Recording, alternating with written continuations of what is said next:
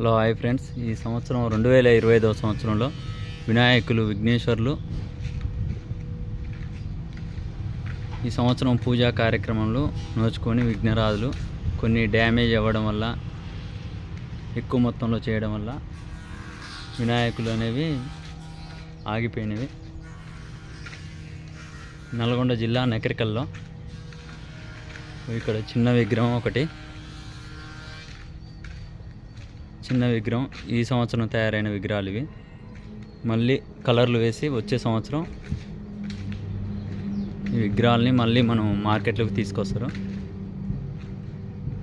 Friends, ఈ విగ్రహం చాలా బాగుంది, కానీ ఈ సంవత్సరం విగ్రహాన్ని ఎవరు కొనుగోలు చేయలేదు.